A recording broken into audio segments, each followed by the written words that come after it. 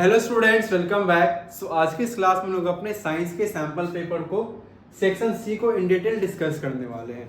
जैसा कि हमने पिछली क्लासेस के अंदर हमने क्या किया, section A and section B को काफ़ी अच्छे से इन डिटेल हमने एक्सप्लेन किया है। तो आज हम लोग देखेंगे सेक्शन सी के अंदर आपके कौन कौन से इंपॉर्टेंट क्वेश्चन हैं। देखो, सबसे पहले हम लोग बात करते हैं 27 क्वेश्चन ए की। इसमें क्या बोला गया आपका, Anirudh two metal oxides aluminium oxide and magnesium oxide as shown in the picture given below. जैसे यहाँ पर दो आपको पिक्चर देखने को मिल रहा है। इसमें अनिरुद्ध ने क्या किया, आपके दो मेटल ऑक्साइड्स को लिया है। एक आपका एल्युमिनियम का ऑक्साइड है एंड जो दूसरा आपका ऑक्साइड है वो ऑक्साइड आपके ना मैग्नीशियम का है। अब बोला गया आपका but he forget to label them. जैसे यहाँ पर देखो लेबल किया नहीं गया है। इसमें देखो दोनों तो लिया है, लेकिन कौन सा एल्युमिनियम ऑक्साइड है एंड कौन सा मैग्नीशियम ऑक्साइड है ये लेबल करना बेचारा भूल चुका है। ठीक है, तो आपको उसकी हेल्प करनी है। क्या बोला है, how will you guide help Anirudh to identify the oxides and label them. तो आप ना अनिरुद्ध की कैसे हेल्प करोगे, क्योंकि अनिरुद्ध तो क्या कर चुका है, भूल चुका है लेबल करना। तो आपको बोला गया कि आपको क्या करना होगा, अनिरुद्ध का हेल्प करना होगा।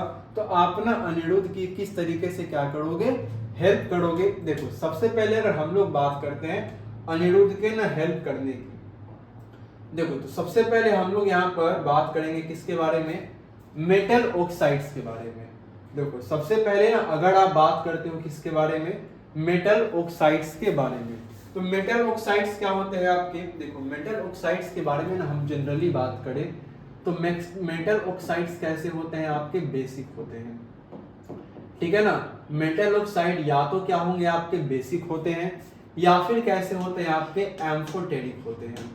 ठीक है ना, या तो कैसे होंगे, आपके बेसिक होते हैं या फिर वो आपके एम्फोटेरिक होते हैं।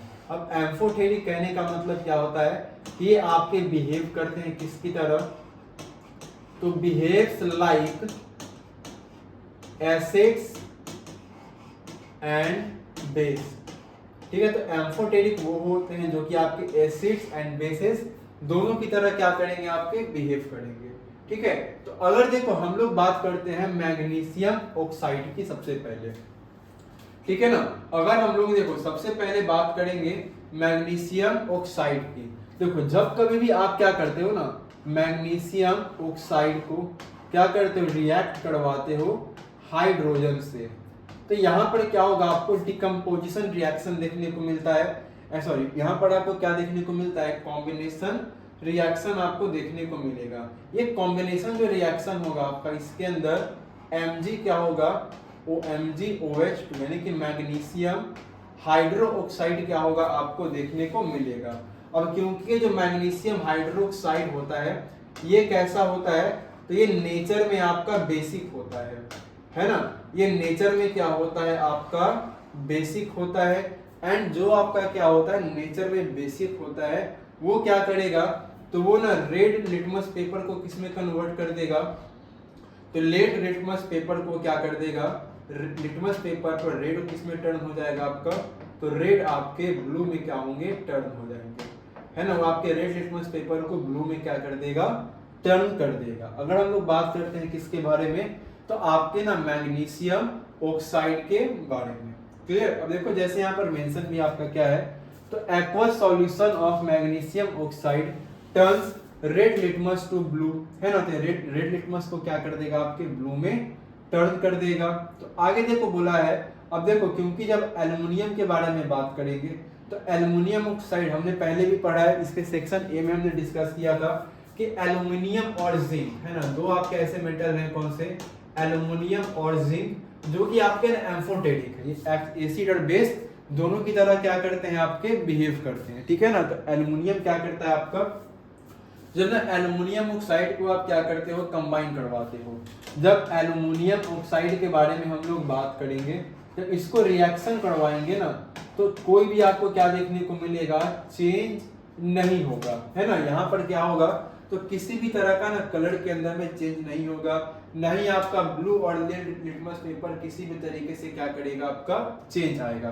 तो सिंपल देखो हम लोग क्या बोलेंगे, देखो तो मैग्नीशियम ऑक्साइड क्या करेगा, आपका रिएक्ट करेगा एसिड के साथ में, वहीं पर क्या करेगा आपका एल्युमिनियम ऑक्साइड जो होगा वो एसिड एंड बेस दोनों के साथ में क्या करेगा आपका रिएक्ट करेगा। क्योंकि नेचर में कैसा होगा, तो क्योंकि आपके नेचर में कैसे होते हैं, एम्फोटेरिक होते हैं, है ना, नेचर में कैसे होते हैं आपके ये एम्फोटेरिक होते हैं। चलो आगे हम लोग बात करते हैं क्वेश्चन में। देखो नेक्स्ट क्वेश्चन हमारा है 27 का बी। इसमें देखो एक एक्टिविटी बेस्ड क्वेश्चन है। अब इस एक्टिविटी में देखेंगे क्या मेंशन है। देखो एक्टिविटी में बोला गया आपका आइसो वाज गिवन टू सब्सटेंस, है ना, आइसो को क्या किया गया आपका, दो सब्सटेंस दिया गया है। पहला क्या दिया गया है, कॉपर सल्फाइड दिया गया है। पहले हम लोग इसको ना मेंशन करके लिख भी लेते हैं। पहले इसको क्या दिया गया है, जो पहला इसको सब्सटेंस दिया गया है वो कॉपर सल्फाइड दिया गया है, ठीक है ना, एंड कॉपर ऑक्साइड। और जो दूसरा इसको सब्सटेंस दिया गया है वो कॉपर ऑक्साइड इसको गिवन है। अच्छा, ये दोनों सब्सटेंस इसको गिवन किया है किस लिए, to obtain copper from this compound, ताकि ये इस कंपाउंड से क्या कर सके, कॉपर को ऑब्टेन कर सके। She was able to extract copper successfully, and इसने सिंपली क्या किया है, कॉपर को सक्सेसफुली इसने ना एक्सट्रैक्ट भी किया है। Illustrate with the help of chemical equation how iso might have complete the activity. तो हमें क्या करना है, नहीं केमिकल इक्वेशन से हमें क्या करना है कि आइसो ने किस तरीके से क्या किया, अपनी एक्टिविटी को कंप्लीट किया है, इसके बारे में हमें क्या करते हैं, बताने हैं। देखो सिंपल क्या है, तो अगर ना हम लोग बात करेंगे कि जब आप क्या करते हो ना कॉपर सल्फाइड को, अगर सिंपल हम लोग यहाँ पे बात करेंगे आपसे, तो अगर को हम लोग क्या करते हैं ना कॉपर सल्फाइड को अगर रिएक्शन करवाते हैं किससे, तो अगर आप इसको ना रिएक्शन करवाते हो कॉपर सल्फाइड को आप ऑक्सीजन से, है ना, किससे, ऑक्सीजन से जब आप इसको रिएक्शन करवाओगे तो आपको जो इसमें प्रोडक्ट मिलेगा, प्रोडक्ट क्या मिलेगा हमारा, तो Cu2O, है ना, कॉपर ऑक्साइड आपको मिल जाएगा। एंड कॉपर ऑक्साइड तो आपको मिलेगा ही मिलेगा, साथ में आपको SO2 भी मिल जाएगा। क्लियर। अभी यहाँ से हम लोग क्या करेंगे, इसको रोक देंगे, एंड ये जो आपका क्या है, कॉपर ऑक्साइड है। तो जब आप फिर यहाँ पर क्या करोगे, कॉपर ऑक्साइड को कॉपर सल्फाइड से क्या करते हो ना, कंबाइन करवाते हो, तो यहाँ से क्या मिलेगा, तो यहाँ से जो आपका कॉपर है वो कॉपर क्या हो जाएगा आपका, अलग हो जाएगा, है ना, और सल्फर ऑक्साइड क्या हो जाएगा आपका, ये भी आपका क्या होगा, अलग हो जाएगा। तो कुछ इस तरीके से हम लोग क्या करेंगे, कॉपर को एक्सट्रैक्ट करेंगे, ठीक है ना। यहाँ पर कुछ और रिएक्शन है, तब दोनों में से कोई भी रिएक्शन एग्जाम में क्या कर सकते हो, मेंशन कर सकते हो। चलो आगे देखो, नेक्स्ट हमारा है क्वेश्चन नंबर। अब देखो इसी में पहले तो क्वेश्चन में क्या है, अब ये कुछ क्वेश्चन आपका है विजुअली इंपेयर्ड स्टूडेंट्स के लिए। इसमें देखो आपसे सिंपली क्या करने हैं ना, रीजंस पूछ रहे हैं। रीजंस में क्या पूछा आपका, देखो पहला बोला है सर्टेन मेटल्स आर यूज्ड, है ना, हम लोग क्या करते हैं, कुछ मेटल्स का यूज करते हैं किस लिए, फॉर मेकिंग कुकिंग यूटेंसिल्स। जैसे अपना खाने का जो बर्तन होता है इसमें हम लोग क्या करते हैं, खाना वगैरह बनाते हैं, तो उस बर्तन के अंदर हम लोग क्या करते हैं, कुछ सर्टेन हम लोग मेटल्स का क्या करते हैं, यूज करते हैं। तो क्यों करते हैं उसका हमें रीजन देना है। जैसे अगर सर्टेन मेटल्स की हम लोग बात करेंगे तो हम लोग मेटल्स इनका यूज करते हैं, तो मिलनी या तो वो ना एल्यूमिनियम के मेटल्स, को एल्यूमिनियम होता है आपका, या फिर वो आपका ना कॉपर मेटल होता है। इसको हम लोग यूज करते हैं किस लिए, फॉर मेकिंग कुकिंग यूटेंसिल्स। क्यों, क्योंकि क्या होता है आपका कि एल्यूमिनियम एंड कॉपर ये क्या होते हैं आपके गुड कंडक्टर ऑफ हीट होते हैं, एंड इनका मेल्टिंग पॉइंट भी क्या होता है, काफी हाई होता है। इस कारण से इनका कुकिंग यूटेंसिल्स में यूज हम लोग करते हैं। चलो नेक्स्ट हम लोग बात करेंगे क्वेश्चन नंबर, इसी में क्या है दिया गया आपका, तो यहाँ पर क्वेश्चन नंबर इसका ए था। अब इसमें देखो क्वेश्चन इसका दिया गया है बी नंबर। इस देखो क्वेश्चन में क्या बोला गया है आपका, hydrogen gas is not evolved when a metal reacts with nitric acid. देखो क्वेश्चन में बोला जा रहा है कि अगर देखो होता क्या है ना, कि जब कभी भी क्या होता है आपका हाइड्रोजन गैस, जब कभी भी क्या होता है आप ना मेटल को रिएक्ट करवाते हो किससे, तो जब आप मेटल को नाइट्रिक एसिड से क्या करते हो, रिएक्ट करवाते हो, देन वहां पर क्या होता है आपका हाइड्रोजन गैस इवॉल्व नहीं होता है। सिंपल देखो क्यों नहीं होता है, क्यों नहीं होता है, क्योंकि आपका HNO3 क्या होता है आपका एक स्ट्रॉन्ग ऑक्सीडाइजिंग आपका एजेंट है, और ये क्या करता है आपका, ये आपके हाइड्रोजन को ऑक्सीडाइज कर देता है, एंड क्या प्रोड्यूस करता है आपका, वाटर को प्रोड्यूस करेगा, ठीक है ना। ये क्या करेगा सिंपली आपका, क्योंकि HNO3 क्या होता है आपका कि स्ट्रॉन्ग ऑक्सीडाइजिंग आपका एजेंट है, ये H2 ऑक्सीडाइज करता है आपका एंड H2O को क्या करेगा, प्रोड्यूस करेगा एंड इटसेल्फ गिव्स, एंड ये खुद क्या होता है आपका, तो दूसरे नाइट्रोजन के ऑक्साइड्स में क्या करता है आपका, ये रिडक्ट हो जाता है ना, जिसमें आपका N2 है, NO या फिर NO2 बोल लो। लेकिन अगर मैग्नीशियम के केस की बात करेंगे, चाहे आप ना मैग्नीशियम की बात करोगे या फिर मैंगनीज की बात करोगे, ये रिएक्ट करते हैं आपके तो वेरी डाइल्यूट HNO3 के साथ में, और यहाँ पर क्या होता है आपका हाइड्रोजन गैस इवॉल्व हो पाते हैं। तो ये कुछ आप यहाँ पर सिंपल इसके रीजंस मेंशन कर सकते हो। चलो नेक्स्ट हम लोग बात करेंगे क्वेश्चन नंबर 28 में। अब देखो क्वेश्चन नंबर 28 में क्या बोला है, तो क्वेश्चन नंबर 28 के अंदर मेंशन आपका है इन द गिवन सीरीज, क्या बोला है आपका, in the given series of reaction name the compounds of X and Z, ठीक है ना। तो X एंड Z के कंपाउंड्स को हमें क्या करना है, X एंड Z के कंपाउंड्स को हमें नेम करने हैं कि X एंड Z में कौन सा आपका क्या है कंपाउंड है। तो पहले हम लोग यहाँ पर देख लेते हैं टेबल में क्या आपका मेंशन है। देखो टेबल के अंदर मेंशन क्या किया है आपका, तो NaCl है plus H2O plus CO2 plus NH3। तो यहाँ पर X, Y, Z, Q जितने भी है सबको हम लोग यहाँ पर क्या कर लेंगे, जब रिएक्शन बनाएंगे तो हमारे वो मेंशन हो जाएंगे, ठीक है। देखो रिएक्शन हम लोग क्या लिखते हैं, तो जब ना हम लोग रिएक्शन लिखेंगे क्या है आपका, तो NaCl प्लस H2O प्लस क्या है आपका CO2 प्लस क्या है हमारा, तो NH3।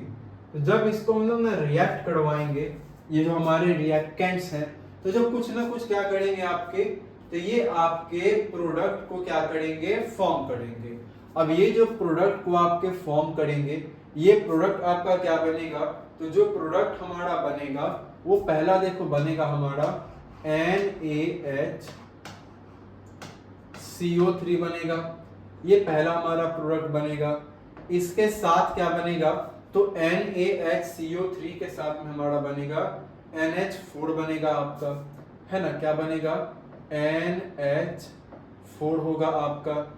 इसके अलावा कुछ और बनेंगे, तो बिल्कुल बनेंगे आपका। तो इसके अलावा क्या होगा आपका, एक Cl अलग हो जाएगा, ठीक है। तो यहाँ पर अब देखो हम लोग बात करते हैं, अब ये जो आपका ना NaHCO3 है, ठीक है ना, ये क्या है, तो जो NaHCO3 है, जब आप इसको क्या कर दोगे ना, हीट करोगे, ठीक है। जब आप क्या करोगे, थोड़ा इसको हम लोग यहीं पर बना लेते हैं डायग्राम के थ्रू। देखो जब हम लोग क्या करेंगे, इस NaHCO3 को आप क्या करोगे ना, हीट करोगे, तो यहाँ पर क्या होगा आपका, तो Na2CO3 फॉर्म होगा। जब इसको हम लोग हीट करेंगे तो क्या फॉर्म होगा हमारा, तो Na2CO3 हमारा क्या होगा, फॉर्म करेगा। इसके अलावा कुछ और जो दूसरे चीज फॉर्म होंगे, तो एक तो आपका ना वाटर फॉर्म करेगा एंड कार्बन डाइऑक्साइड में क्या होगा आपका फॉर्म होगा, ठीक है। इसके अलावा जब आप क्या करते हो, Na2CO3 में जब आप क्या करते हो, 10 मॉलिक्यूल्स ऑफ वाटर को क्या कर दोगे, ऐड कर दोगे, है ना। जब आप क्या करते हो, Na2CO3 के अंदर में 10 मॉलिक्यूल्स ऑफ आप क्या कर दोगे, वाटर को ऐड कर दोगे, तो यहां पर जो रिएक्शन बनेगा वो क्या बनेगा आपका, Na2CO3 into 10H2O, यानी कि 10 मॉलिक्यूल्स ऑफ वाटर। तो ये कंप्लीट क्या बनेगा, तो ये कंप्लीट हमने यहाँ पर क्या किया है, रिएक्शन के केमिकल इक्वेशन के ना टेबल को फॉर्म किया है। ये पहला हो गया आपका, ठीक है, ये हमारा हो गया दूसरा, ये हो गया आपका थर्ड वन, एंड इधर हो गया आपका ये फोर्थ वन जो हमें मिला है। अब इसको आप इसके अकॉर्डिंग नेमिंग कर दो, तो इसके अकॉर्डिंगली आप ना नेमिंग करोगे, तो ये हो गया आपका X, ये हो गया आपका Y, इधर हो गया आपका Z एंड इधर हो गया आपका Q। अब अकॉर्डिंग टू द क्वेश्चन हमें क्या पूछा गया था, तो x और z पूछा गया था। तो आप सिंपल लिख दोगे यहाँ पर।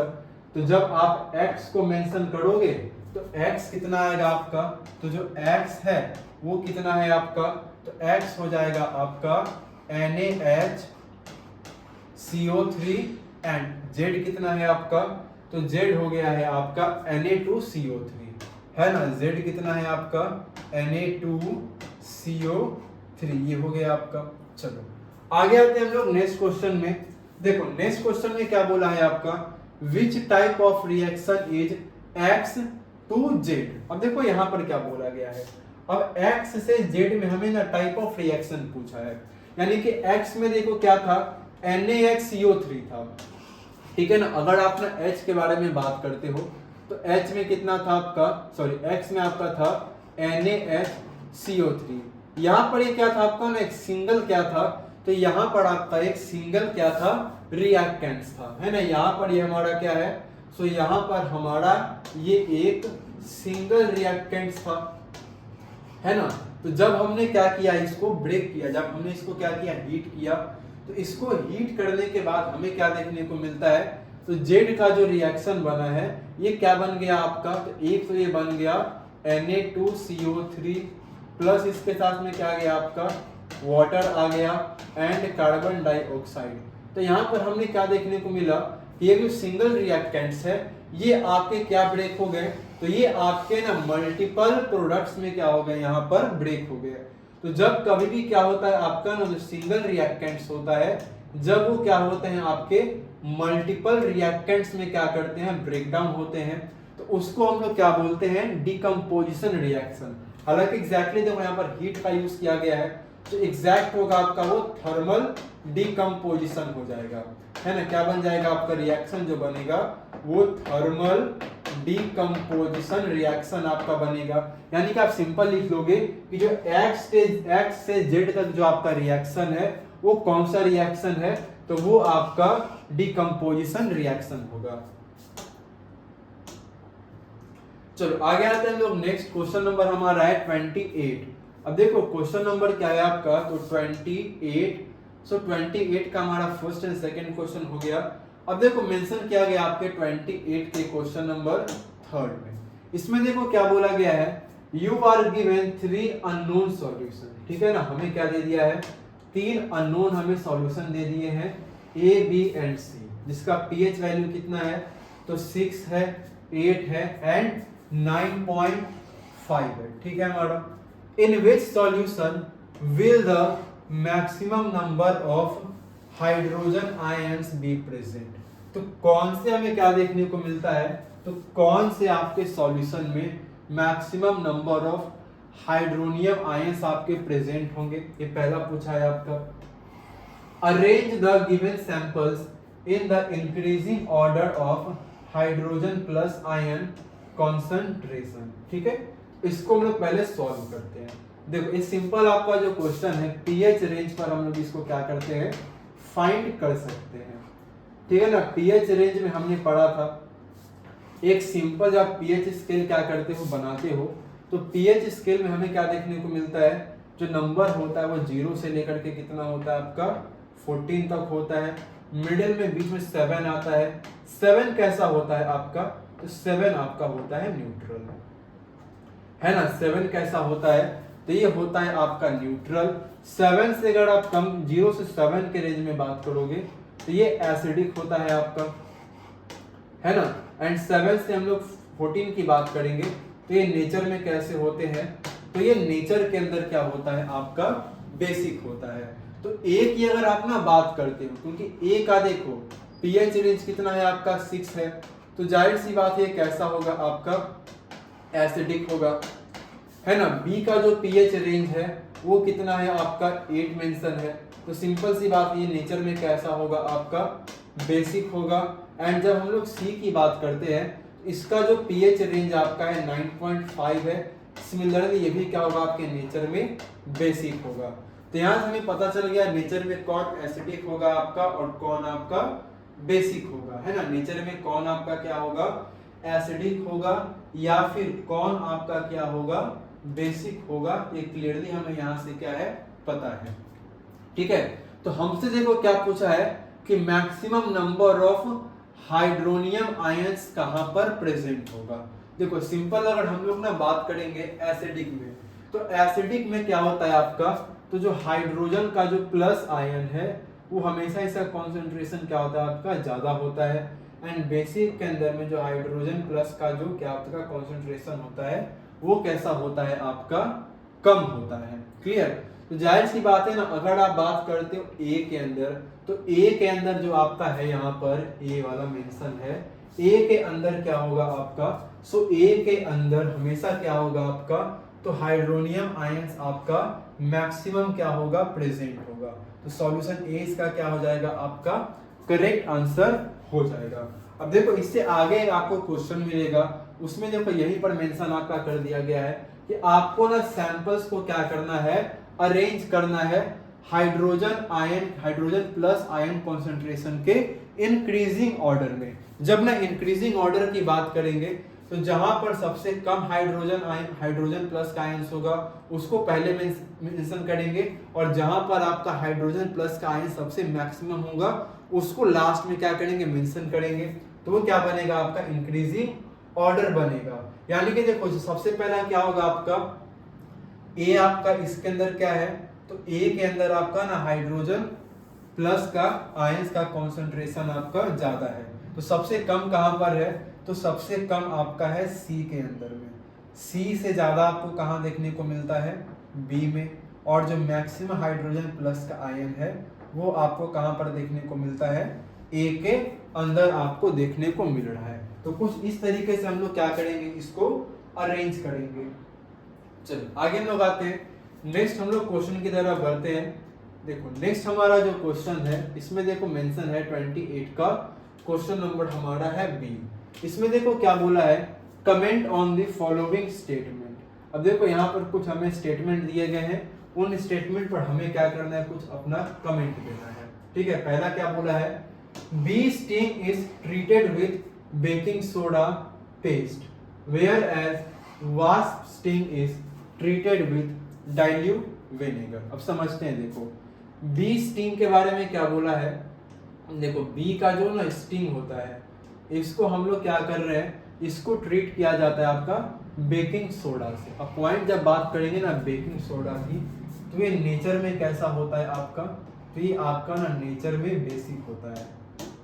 ठीक है, ये नेचर में कैसा होता है आपका बेसिक होता है। एंड जब ना आप बात करते हो डाइल्यूट विनेगर की, तो जो डाइल्यूट आपका विनेगर होता है ये नेचर में कैसा होता है, तो ये नेचर में आपका एसिडिक होता है।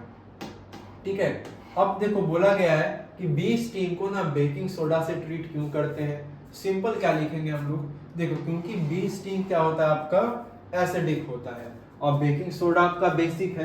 तो जब कभी हम लोग क्या करते हैं ना एसिडिक प्लस बेसिक को आपस में क्या करते हैं ट्रीट करते हैं, तो वहां पर वो क्या बनता है आपका सॉल्यूशन एक न्यूट्रल बनता है। तो न्यूट्रल बनाने के लिए जरूरी है कि हम लोग एसिड को क्या करें बेस के साथ में ट्रीट करें। सिमिलरली आपको क्या देखने को मिलता है, अब क्योंकि देखो विनेगर आपका क्या एसिडिक है और जो वास्प आपका स्टिंग होता है ये बेसिक होता है, तो यहाँ पर बेसिक और एसिड मिलके फिर यहाँ से क्या बन जाएंगे आपके न्यूट्रल बन जाएंगे। इसी कारण से क्या होता है, क्योंकि देखो बी स्टिंग आपका एसिडिक है और वास्प स्टिंग क्या होता है आपका बेसिक होता है। चलो आगे मेंशन आपका है क्वेश्चन नंबर, ठीक है ना, सेकंड। इसमें देखो बोला गया आपका farmers treat soil with quick lime when tiling. अब देखो फार्मर्स क्या करते हैं आपकी, तो क्विक लाइम को क्या करते हैं, है ना, farmer treat the soil with quick lime. जब वो ना सॉइल को टाइलिंग कर रहे होते हैं तो वहां पर क्विक लाइम क्या करते हैं यूज करते हैं। क्विक लाइम कहने का मतलब क्या आपका CaO यानी कि आपका कैल्शियम ऑक्साइड है ना, ये क्या होता है आपका कैल्शियम ऑक्साइड। ठीक है, देखो यहां पर बोला है to change the nature of soil neutral to basic. अब देखो क्योंकि सॉइल का नेचर चेंज करने के लिए न्यूट्रल से बेसिक लाने के लिए क्या करते हैं इसका यूज किया जाता है। एंड आगे बोला है आपका ancient sculptures and marble structures are conserved by treating them with certain chemicals. अब देखो जो आपके ना एंशिएंट स्कल्पचर्स हैं या फिर आपका जो मार्बल स्ट्रक्चर है इसको कंजर्व किया गया आपका बाय ट्रीटिंग देम, उनको सर्टेन केमिकल से ट्रीट करके। इसका हम लोग देखो क्या मेंशन करेंगे आंसर। इसका आंसर हमारा है to protect sculptures from the effect of certain gases present in environment and acid rain. इसमें सिंपल इसका यूज इसलिए किया जाता है ताकि जो आपके देखो जो स्कल्पचर्स आपके हैं इनको सर्टेन गैसेस जो इन्वायरमेंट में प्रेजेंट होते हैं, एसिड रेन प्रेजेंट होते हैं, इसको प्रोटेक्ट करने के लिए बस किया जाता है। चलो आगे हम लोग आते हैं। नेक्स्ट हमारा है क्वेश्चन नंबर 29। देखो क्वेश्चन नंबर 29 में आपका मेंशन क्या किया गया है, water is used by leaves of the plants for photosynthesis. अब एक देखो सबको पता है, बचपन से पढ़ते आ रहे हैं, है ना, प्लांट्स क्या करते हैं तो वाटर लीव्स के द्वारा, प्लांट्स के जो लीव्स होते हैं वाटर का यूज करते हैं फोटोसिंथेसिस के लिए, ठीक है ना। But rather than watering the leaves, देखिए ना, रेदर देन जब बात करेंगे watering the leaves we water the plant, तो हमें ना लीव्स को वाटरिंग करने के बजाय हम लोग क्या करते हैं तो वाटर करते हैं, water the plant through the soil. तो हम लोग ना सॉइल के थ्रू क्या करते हैं, प्लांट को वाटर करते हैं। How does this water reaches the leaves of the plant, तो ये जो आपका ना रूट में जो आपका पानी होता है ये लीव्स तक कैसे पहुंचता है। देखो ये बहुत ही बेसिक है, अगर आपने ना क्लास 7th में पढ़ा होगा ट्रांसपोर्टेशन इन प्लांट्स के बारे में, तो आप ना बड़ी आसानी से इसका आंसर लिख सकते हो। इसके लिए आपको ना क्लास 10th की बुक पढ़ने की जरूरत नहीं है, ठीक है ना। आपको देखो दो चीज याद रखना है, एक होता है आपका जाइलम प्लांट्स में वस्कुलर ट्यूब्स, एंड एक होता है आपका फ्लोएम। ये दोनों ही इंपॉर्टेंट है। वाटर जो कैरी करता है वो जाइलम वाटर को क्या करता है, कैरी करता है, एंड फ्लोएम क्या करते हैं आपकी तो फूड पार्टिकल्स, न्यूट्रिएंट्स वगैरह को कैरी करते हैं आप। क्योंकि वाटर के बारे में बोला गया है तो हमारा कंसर्न किसको लेकर के होगा, जाइलम को लेकर के होगा। अब देखो इसमें क्या बोला गया आपका, in plants water is absorb by the plants from the soil through the roots. अब देखो जब प्लांट्स के बारे में बात करेंगे तो वाटर आपका ना एब्जॉर्ब होता है प्लांट्स के द्वारा, कहां से तो फ्रॉम द सॉइल, सॉइल से किसके थ्रू तो रूट्स के through. Xylem tissues of the roots, अब जाइलम टिश्यू जो रूट्स का होता है आपका, ये क्या करता है, चाहे रूट्स की बात कर लेंगे, स्टेम्स की बात कर लेंगे, या फिर ना आप लीव्स की बात करो, ये क्या होता है आपके इंटरकनेक्टेड होता है, एंड ये क्या फॉर्म करता है आपका, तो continuous system of water conducting channels को क्या करते हैं, फॉर्म करते हैं। क्लियर। अब देखो होता है क्या आपका, तो ड्यूरिंग द डे, अब क्योंकि दिन के समय जब हम लोग बात करेंगे तो लीव्स का जो आपका स्टोमाटा होता है, जब डे टाइम की हम लोग बात करेंगे तो लीव्स का जो स्टोमाटा होता है वो क्या होता है आपका, ओपन होता है, जिसके थ्रू प्लांट्स क्या करते हैं आपके, ब्रीथ करते हैं। एक्सचेंज ऑफ गैसेस आपको स्टोमाटा के थ्रू ही देखने को मिलता है प्लांट्स में। The transpiration pull becomes the major dividing driving force, तो यहाँ पे जो ट्रांसपिरेशन आपका पुल होता है वो मेजर क्या बनता है आपका, ड्राइविंग फोर्स बनता है, किसके मूवमेंट के लिए, तो वाटर के मूवमेंट के लिए आपके जाइलम के अंदर। एंड लास्टली हम लोग देखेंगे कि इवापोरेशन क्या होता है, तो जो आपका ना इवापोरेशन होता है आपका वाटर मॉलिक्यूल्स का, कहां से, स्टोमाटा से। तो evaporation of water molecules from the stomata creates a suction, तो जब इवापोरेशन होगा आपके वाटर मॉलिक्यूल का स्टोमाटा से, तो वहां पर क्या होता है, एक सक्शन क्या करता है आपका, क्रिएट करता है, जो कि क्या करता है, वाटर को जाइलम से क्या करता है, पुल करता है रूट्स के सेल तक, to the stem and then to the leaf. तो फिर रूट्स से कहां जाएगा, स्टेम तक, एंड देन स्टेम से फाइनली कहां पहुंचता है आपका, वो रूट्स तक पहुंच पाता है। चलो क्लियर है। चलो आगे हम लोग बात करेंगे नेक्स्ट क्वेश्चन में। देखो नेक्स्ट हमारा जो क्वेश्चन है इसमें हम लोग बात करेंगे क्वेश्चन 30 का, ठीक है। क्वेश्चन देखो 30 में क्या बोला गया है, देखो 30 नंबर में क्वेश्चन आपका है, if father had short years, ठीक है ना, सपोज दैट मान के चलो कि फादर है, तो फादर क्या शॉर्ट ईयर्स है एंड मदर का लॉन्ग ईयर है, ठीक है ना। अब मान के चलो कि एक एग्जांपल लेते हैं, फादर किसी के हैं, उनके फादर का जो ईयर आपका है ना वो शॉर्ट है, एंड उनकी जो मदर है तो मदर का ईयर कैसा है, लॉन्ग है, लंबा कान है उनका, ठीक है। Explain what effect it will have on the ratio of genetic makeup in F2 generation, तो जो आने वाला जनरेशन है उसमें क्या रेशियो आपको देखने को मिलता है, ठीक है। देखो अगर ना हम लोग रेशियो के बारे में बात करते हैं, ठीक है ना, देखो तो रेशियो में आपको क्या देखने को मिलता है, कोई भी चेंज आपको देखने को नहीं मिलेगा, कहां पर, F2 जनरेशन में वो स्टिल क्या रहेगा आपका 1 LL2 L1 या फिर 1 LL रहेगा, जो कि रेशियो आपका होगा। तो रेशियो आपका ना बिल्कुल सेम रहेगा। As the cross is still between, तो यहाँ पर क्रॉस क्या है आपका, जो प्योर डोमिनेंट आपका है, एंड जो क्या होता है आपका रिसेसिव या फिर एलेल जीन आपका कैरेक्टरिस्टिक्स होता है, वो क्या होता है आपका क्रॉस आपका शो होता है। ठीक है ना। जैसे अगर आप क्रॉस शो की हम लोग बात करेंगे तो सिंपली यहाँ पर क्या कर दोगे, देखो जैसे यहाँ पर हम लोग बात करेंगे तो एक आपका क्या बनता है, डोमिनेट क्या बनता है आपका ट्रेट होता है। ठीक है ना। एक क्या बनेगा आपका, तो एक जो होगा आपका वो डोमिनेट क्या बनेगा, ट्रेट बनेगा। जब F1 की हम लोग बात करेंगे ना, F1 जनरेशन के अंदर, तो F1 जनरेशन में क्या बनेगा आपका, ये L1 बनेगा आपका। ठीक है ना। डोमिनेटिंग यहाँ पर भी रहेगा आपका। तो इसको अगर आप ना L1 इंटू L2 कर देते हो, ठीक है ना, L1 इंटू जब हम लोग इसको क्या करते हैं L2 कर देंगे, तो यहाँ पर आपको क्या देखने को मिलेगा, तो 1, ठीक है ना, यहाँ पर लिख लेते हैं। तो यहाँ पर क्या बनेगा आपका, तो जो 1 आपका LL है, ठीक है ना, 1 क्या होगा आपका जो LL है वो मिलने क्या करेगा आपका, तो 1 जो आपका LL है इसका जो रेशियो होगा आपका वो 2 L1 में देखने को मिलेगा। इसका जो रेशियो आपका है 1 स्मॉल LL में क्या होगा आपको देखने को मिलता है।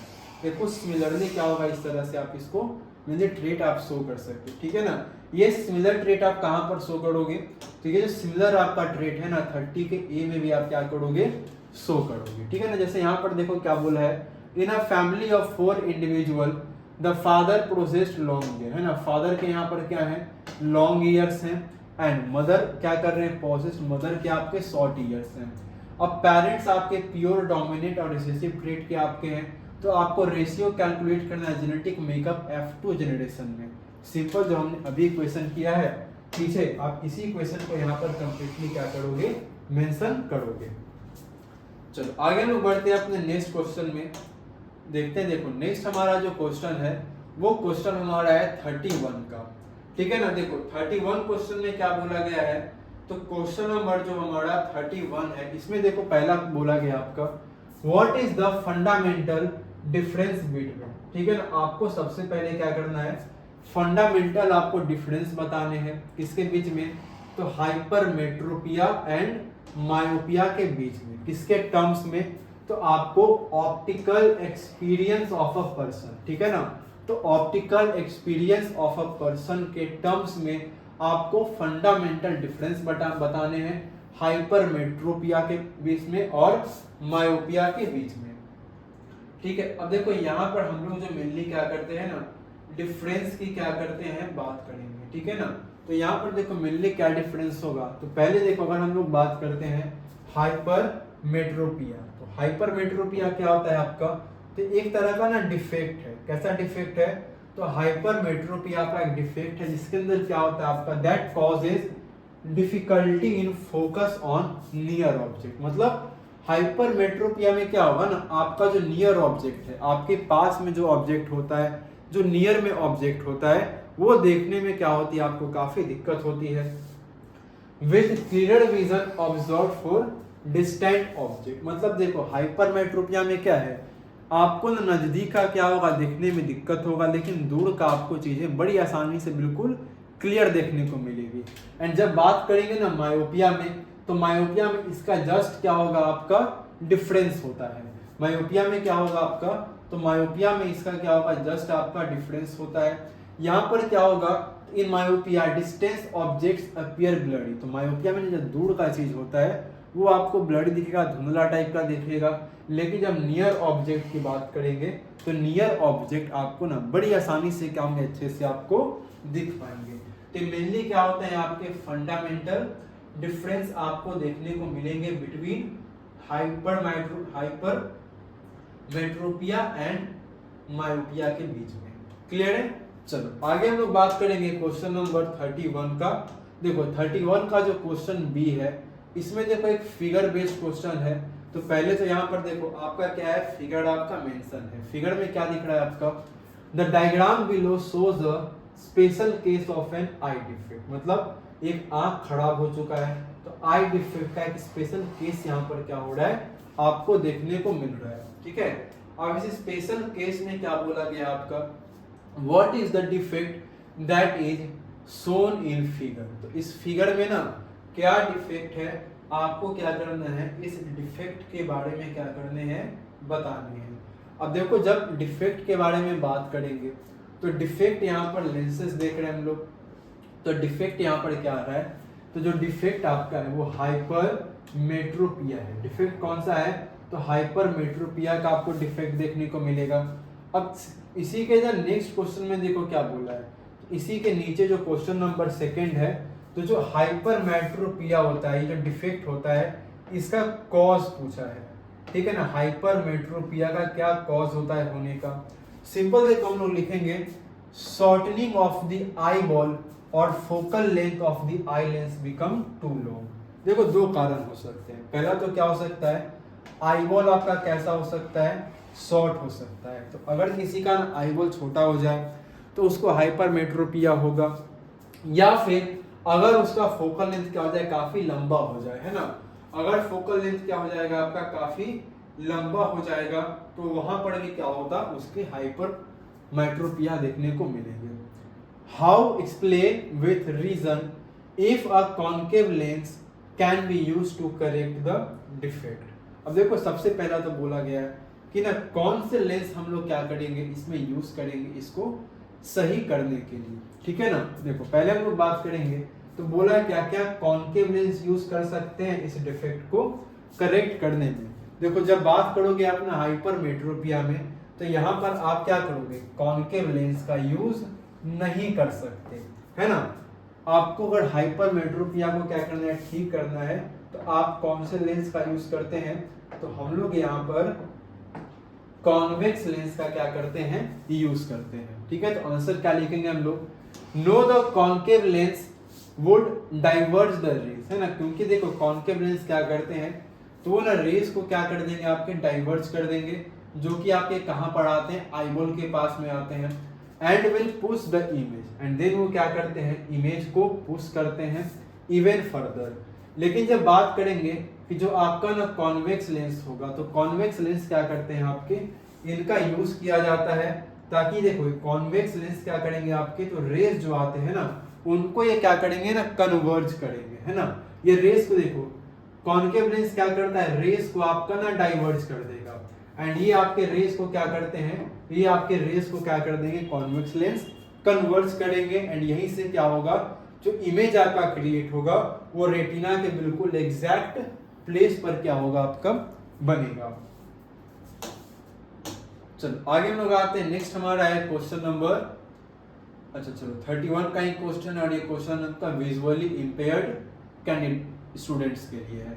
देखो मेनली क्या बोला है, what is the fundamental difference between hypermetropia and myopia in terms of optical experience of a person. तो एक क्वेश्चन को हमने पहले भी डिस्कस किया, यहाँ पर ही सेम क्वेश्चन है, तो अब इसको फर्दर डिस्कस करने की जरूरत नहीं है। आगे देखो बोला गया, इसमें जो अलग क्वेश्चन है, इसमें देखो क्या बोला है, what are the causes of myopia. अब देखो पहले क्या बोला था, हाइपरमेट्रोपिया पीछे पूछा गया था आपका, यहाँ पर जो क्वेश्चन आपका पूछा गया है वो मायोपिया के बारे में पूछा गया है कि मायोपिया होने का क्या कॉज होता है ना, ये हमसे यहाँ पर क्या किया गया है, पूछा गया है। देखो जब मायोपिया के ना कॉज की बात करेंगे, क्या होता है आपका, तो high converging power of eye lens. जब क्या होता है ना, आई लेंस का पावर क्या होता है, काफी हाई कन्वर्ज हो जाएगा आपका, या फिर जब क्या होता है, आपके आई बॉल क्या होते हैं, आपके इलोंगेशन करते हैं। ये दो कारण होते हैं आपके मायोपिया के कॉज के। पहला क्या है आपका, कि जो हाई कन्वर्जिंग आपका पावर हो जाता है आई लेंस का, और दूसरा क्या है, इलोंगेशन आपका होता है जब आई बॉल का। चलो आगे हम बढ़ेंगे, नेक्स्ट हमारा है क्वेश्चन नंबर 32। ठीक है ना, क्वेश्चन यहाँ पर आई थिंक मेंशन नहीं है आपका है, ठीक है ना, नंबर हमारे यहाँ पर क्या हो चुके हैं ना, छूट चुके हैं। ठीक है, लेकिन ये जो क्वेश्चन आपका है, क्वेश्चन क्या है, कौन सा होगा आपका, तो क्वेश्चन आपका है ये 32 होगा। ठीक है ना, क्वेश्चन कौन सा होगा, तो क्वेश्चन हमारा ये हो जाएगा आपका 32, और ये 32 का कौन सा क्वेश्चन होगा, सो 32 का हमारा ये क्वेश्चन नंबर ए है। देखो इस क्वेश्चन में क्या बोला जा रहा है आपसे, state the relationship between the resistance of R of a wire to its length L and cross sectional area A. Use the mathematical symbol to arrive at the final formula. ठीक है ना। अब देखो बोला क्या गया है, देखो सबसे पहले तो हमें बोला है ना कि रेसिस्टेंस ऑफ वायर में उसके लेंथ से एंड जो क्रॉस सेक्शनल एरिया होता है जो कि आपका ए है, इसके बीच में आपको क्या करने हैं, रिलेशन बताने हैं। पहला चीज है, आप इसमें हम लोग क्या कर सकते हैं, जो मैथमेटिकल फॉर्मूला है, सो हम लोग उन मैथमेटिकल फॉर्मूला का क्या कर सकते हैं, यूज कर सकते हैं। क्लियर है। अब देखो पहले हम लोग बात करेंगे अगर रेसिस्टेंस की, है ना। सबसे पहले जब हम लोग ना बात करते हैं आपसे रेसिस्टेंस के बारे में, देखो रेसिस्टेंस क्या होते हैं, तो रेसिस्टेंस जो होते हैं आपके ना वो डायरेक्टली क्या होते हैं, आपके प्रोपोर्शनल होते हैं। किसके, तो रेसिस्टेंस आपके डायरेक्टली प्रोपोर्शनल हो जाते हैं। किसके, आपके, तो रेसिस्टेंस जो होंगे वो आपके डायरेक्टली प्रोपोर्शनल होते हैं लेंथ के। ठीक है ना। रेसिस्टेंस क्या होते हैं आपके, वो डायरेक्टली आपके प्रोपोर्शनल हो जाएंगे लेंथ के। ठीक है ना। लेंथ के क्या बनेंगे आपके, वो डायरेक्टली प्रोपोर्शनल बन जाएंगे। ठीक है ना। लेकिन अगर हम लोग बात करेंगे सेम रेसिस्टेंस की, तो रेसिस्टेंस क्या होते हैं आपके, तो रेसिस्टेंस जो होंगे आपके वो इनवर्सली आपके प्रोपोर्शनल होंगे लेंथ अपॉन एरिया के। ठीक है ना। लेंथ अपॉन एरिया के क्या होंगे आपके, वो इनवर्सली प्रोपोर्शनल होंगे। यहाँ पर कैसा प्रोपोर्शनल आपका है, तो यहाँ पर जो प्रोपोर्शनल हो रहे हैं वो डायरेक्टली प्रोपोर्शनल आपका है, एंड यहाँ पर कैसे हैं आपके, तो क्रॉस सेक्शनल एरिया में जो आपका बाई लेंथ एरिया है वहां पर ये इनवर्सली क्या हो रहे हैं, आपके प्रोपोर्शनल हो रहे हैं। यानी कि अगर आप रेसिस्टेंस के बारे में बात करोगे, ठीक है ना, रेसिस्टेंस क्या होते हैं आपके, तो लेंथ बाई एरिया के क्या होते हैं आपके, वो इनवर्सली क्या हो जाएंगे, आपके प्रोपोर्शनल हो जाएंगे। क्लियर है। तो क्वेश्चन क्या होगा आपके 32 के क्वेश्चन ए का आपका क्या हो जाएगा, ये आंसर होगा। चलो आगे हम लोग बात करते हैं। तो 32 का बी, देखो इसमें क्वेश्चन में क्या बोला गया आपका, using the formula define the resistivity of material. अब देखो फॉर्मूला का यूज करके हमें क्या करना है, सो फॉर्मूला का यूज करके हमें मटेरियल के क्या करने हैं, रेसिस्टिविटी को फाइंड करना है। सिंपल, देखो हमने फॉर्मूला बनाया है, रेसिस्टिविटी का फॉर्मूला हमने अभी जस्ट देखा था क्या होता है। ठीक है। तो रेसिस्टिविटी का जो आपका फॉर्मूला होता है वो आपके लेंथ बाय एरिया के क्या होते हैं, प्रोपोर्शनल में आते हैं। तो अगर आप सिंपल बात करोगे P का, तो ये क्या बन जाएगा आपका, R हो जाएगा आपका A बाई एल के प्रोपोर्शनल चला जाएगा आपका। ठीक है। तो मान के चलो कि अगर A कितना है आपका 1 मीटर स्क्वायर है, लेंथ को मान लो आप 1 मीटर है, तो फिर P आपका किसके बराबर चला जाएगा, आपका R के बराबर आपका ये चला जाएगा। तो यहाँ पर देखो बोला गया है कि जो रेसिस्टिविटी आपका है, तो रेसिस्टिविटी क्या है आपका, तो रेसिस्टेंस जो कि ऑफर्ड किया गया आपके वायर के लेंथ 1 मीटर में, जिसमें क्या है आपका जो क्रॉस सेक्शनल एरिया है वो क्रॉस सेक्शनल एरिया आपका 1 मीटर स्क्वायर का बनेगा। चलो आगे हम लोग बढ़ते हैं। नेक्स्ट हमारा है क्वेश्चन नंबर 33, एंड एक सेक्शन सी का हमारा क्या होगा, ये लास्ट क्वेश्चन आपका होगा। ठीक है ना। तो सेक्शन अगर हम लोग ना सी की बात करेंगे, तो सेक्शन सी में क्या होगा हमारा, ये आज का लास्ट क्वेश्चन है। देखो पहला क्या बोला गया है क्वेश्चन के अंदर, Mona was doing an experiment with a magnetic compass. है ना। मोना देखो क्या कर रही है, तो एक्सपेरिमेंट कर रही है किसके साथ में, मैग्नेटिक कंपास के साथ में, and a straight current carrying wire, और एक ना स्ट्रेट क्या है आपका करंट कैरिंग आपका वायर है, उसके साथ में क्या कर रही है, अपना कुछ एक्सपेरिमेंट कर रही है। She observed that as she moved the compass away from the current carrying wire, the deflection of the compass needle reduced. अब देखो इसने कुछ ऑब्जर्व किया। ये क्या ऑब्जर्व कर रही है कि जब ये क्या कर रही है आपकी ना कंपास को क्या कर रही है, करंट कैरिंग वायर से दूर करती है, तो डिफ्लेक्शन क्या हो रहा है आपका कंपास नीडल का कम हो रहा है। यानी कि जब कभी क्या करेगी आपकी ना कंपास को करंट कैरिंग वायर से पास ले जाएगी तो डिफ्लेक्शन ज्यादा होगा, जब कंपास को करंट कैरिंग वायर से दूर लेकर के जाएगी तो डिफ्लेक्शन वहां पर क्या होगा, कम होगा। इसी के बेस पर आपसे क्या दिया गया, कुछ क्वेश्चन पूछा गया है। देखो पहला क्वेश्चन में क्या बोला गया आपका, explain why the deflection of the compass needle reduced as Mona moved away the compass needle from the current carrying wire. तो पहला देखो क्वेश्चन में रीजन पूछ रहा है आपसे कि जब देखो मोना क्या है, देखो कंपास नीडल का डिफ्लेक्शन क्या हो रहा है, कम हो जा रहा है जब मोना क्या करती है, कंपास को करंट कैरिंग वायर से कंपास नीडल को दूर करती है। इसके पीछे का देखो सिंपल रीजन है। सिंपल रीजन हम लोग क्या लिखेंगे, देखो मैग्नेटिक फील्ड का जो स्ट्रेंथ है क्या होता है, तो जो मैग्नेटिक फील्ड आपका है, तो मैग्नेटिक फील्ड का क्या होगा, आपका स्ट्रेंथ होता है वो कैसा होता है आपका, तो वो आपका इनवर्सली प्रोपोर्शनल होता है किसके बीच में, to the distance from the current carrying wire. जो करंट कैरिंग वायर कितने डिस्टेंस पे आपका है और उसके बीच में वो क्या होता है, आपके मैग्नेटिक फील्ड के स्ट्रेंथ, ये दोनों आपस में क्या होंगे, आपके इनवर्सली प्रोपोर्शनल होंगे। यानी कि अगर आप क्या करते हो ना, करंट कैरिंग वायर को कंपास से जितना दूर रखोगे, कंपास नीडल का डिफ्लेक्शन उतना ही कम होगा।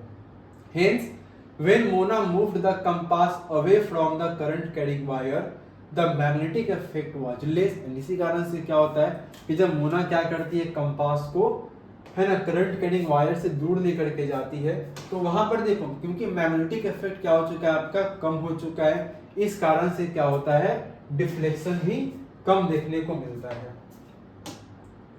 चलो आगे हम लोग बात करेंगे क्वेश्चन बी में। देखो क्वेश्चन बी में क्या मेंशन किया गया आपका, mention one thing that could have changed in the circuit of the wire that could increase the deflection of the needle.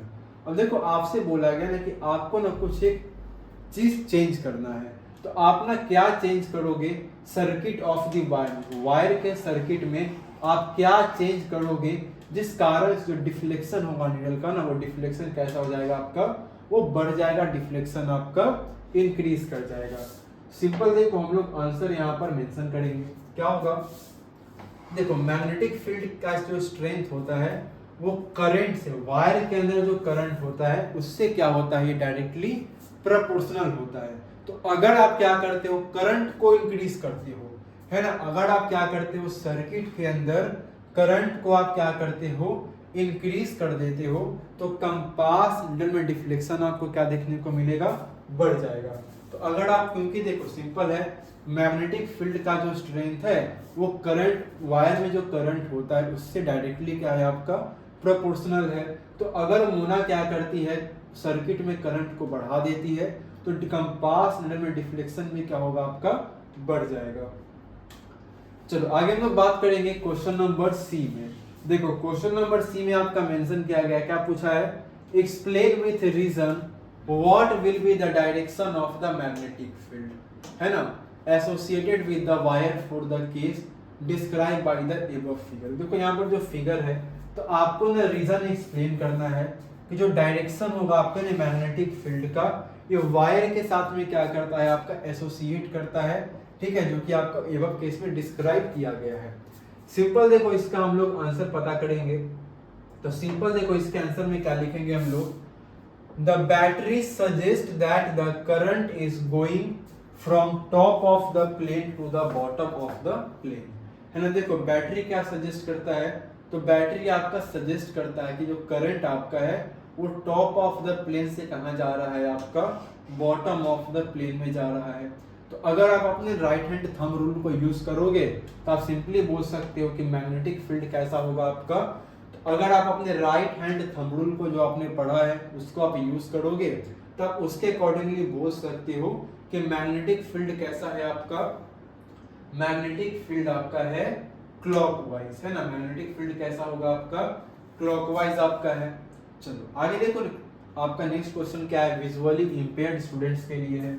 देखो पहला क्या बोला है, explain why the deflection of the compass needle reduced as Mona moved away the compass needle from the current carrying wire। ये same question है जो पहले हमने डिस्कस किया है यहाँ पर भी। आगे देखो क्या बोला है, mention one thing that could have change in the circuit of the wire that could increase the deflection of the needle. ये क्वेश्चन भी क्या है आपका, रिपीट है क्वेश्चन आपका सेम है।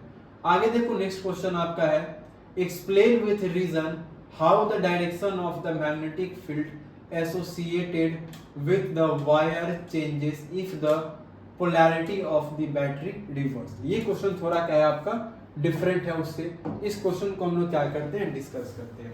देखो क्वेश्चन में हमसे यहाँ पर क्या पूछा है, तो क्वेश्चन में यहाँ पर आपसे ना एक रीजन पूछा है। क्या पूछा है, तो आपको एक रीजन बताने हैं कि जो डायरेक्शन होगा आपका ना मैग्नेटिक फील्ड का, वो एसोसिएट करता है किसके साथ में, आपके वायर चेंज के साथ में, अगर आपके बैटरी को पोलैरिटी क्या कर दिया जाए, रिवर्स कर दिया जाए। तो सिंपल देखो क्या बोला है, देखो जब आप क्या करते हो, जब आप ना पोलैरिटी ऑफ बैटरी को क्या करते हो, तो जब आप पोलैरिटी ऑफ द बैटरी को क्या कर दोगे, रिवर्स कर दोगे, तो जो डायरेक्शन होगा आपके करंट का जो वायर के अंदर फ्लो कर रहा है, और जो डायरेक्शन आपका है मैग्नेटिक फील्ड का, वो भी क्या हो जाएगा आपका रिवर्स्ड हो जाएगा। यानी कि जब कभी भी आप क्या करते हो, पोलैरिटी ऑफ द बैटरी को रिवर्स कर दोगे, तो जो आपका ना करंट फ्लो जो वायर के अंदर में कर रहा है उसका डायरेक्शन, और जो मैग्नेटिक फील्ड आपका है उसका डायरेक्शन, इन दोनों के डायरेक्शन क्या हो जाएंगे, आपके रिवर्स हो जाएंगे, है ना। इन दोनों के ही डायरेक्शन आपको क्या देखने को मिलेंगे, रिवर्स देखने को मिलेंगे। क्लियर है। चलो आगे हम लोग बढ़ते हैं नेक्स्ट। देखो नेक्स्ट आपका आएगा क्वेश्चन सेक्शन डी आपका आएगा। तो जो सेक्शन डी के जो क्वेश्चन होंगे इसको हम लोग अपने नेक्स्ट वीडियो में क्या करेंगे, इन डिटेल डिस्कस करेंगे। सो आज के इस क्लास यहीं पर हम लोग अपने एंड करते हैं। तब तक के लिए thank you and take care.